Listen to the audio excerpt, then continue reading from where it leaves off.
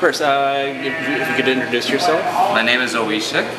All right, and the book's the tribute to Sam Steward. So, can you explain a little bit about the book and how you came to start writing it? Yeah. So the book's name is Tribute to Sam Steward: The Audacity to Understand Knowledge.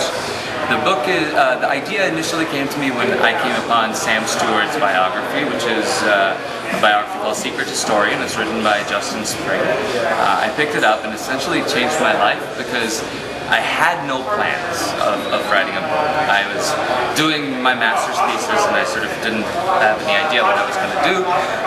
And this book came on my lap and I started reading it, and I decided I wanted to sort of juxtapose my life with the book because the stories were so similar, and also add in contextual pictures that I have taken throughout my life, or my friends have taken in my presence, or have consented to give to me. And I've added those three to create a book of 191 pieces of prose and poetry and pictures that speak about everything from sex to God to politics to society to personal turmoils and also global issues that affect us every day. In a sense, they're the format of each of the pieces are either in letter form to Mr. Stewart, Dear Mr. Stewart, or it's letter form to the reader, Dear Reader, or it's poetry. The Dear Mr. Stewart pieces are more personal. They deal with the issues typically about personal sex life, you know, the adventures that we've both had, which are very colorful. And the ones that are with the reader are primarily a little bit broader. Because, for example, the art of tattooing, or the AIDS crisis, or global issues, you know. But global issues sort of is transient between the two, and poetry is sort of almost like the ligaments. They're very esoteric, but they relate to the pieces that surround the prose that surrounds them. So it came out to 191 pieces, and I then decided, halfway through it actually, and this was by the way, all of this was happening on a public forum at tributotosam.com, and it's still happening on tributotosam.com. And the forum allows people to comment, and the book includes all the comments from the reader. So there's 75 comments, and they're all in the book. Yeah, does that answer the question? Yes, it does. What in particular kind of like made you feel you had something in common? What was everything from, I mean, he was white, born in Woodsfield, Ohio in 1909, and I was born in India, in Calcutta in 1982, literally half around the world. But you know, that was the most fascinating part, that I was picking up somebody's life and I was reading it, and it was like I was looking at my life. Not individual experiences, some individual experiences, but not individual experiences, but the topics, how he felt about it and how I feel about it, how he expressed it, and primarily it was how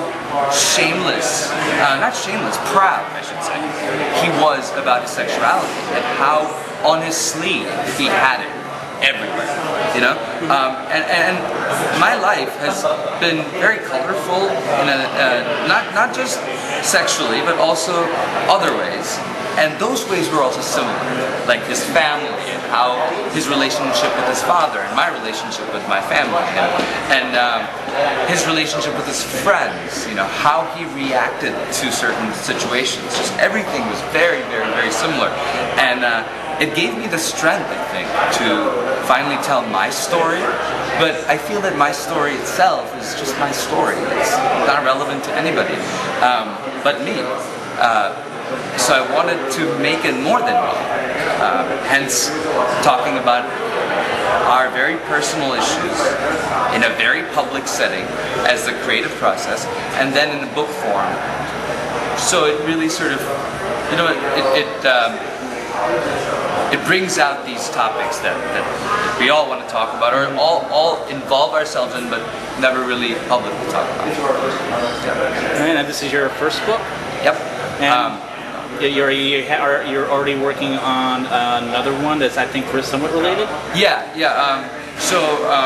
Once I started this website, which was tributesam.com, it sort of evolved. This book came, and then I said, I'm going to continue learning about Sam Steward and everything that's in his life. And so I went ahead and I purchased his first fiction novel, Angels on the Bough. I went and purchased the Alice Patroclus cookbook because Alice Patroclus and Gertrude Stein were very, very influential to Sam Steward. I went and bought two sort of homosexual anthologies. One of the Quatrefoil and the other one, the Homosexuals in America. And these are going to be sort of buffers of the books, of the several books. And so what happened was I decided, it just came upon that this is going to be a 6-book project. So 7-book project, but based on 6 of those books. So this book, then 5 more. And then interim, which is between these major projects, are just entirely esoteric pieces of prose and poetry that will be then eventually coalesced at the end of all of the projects to create one book of just free-flowing writing, spillover from the previous project. Cool. And the last question, the really important one: where can people get the book? Oh. You can buy the book at You can buy the book at samstribute.com. You can buy it at Amazon. You can buy it at Barnes & Noble. You can buy it at Book Depository, all of the online book retailers.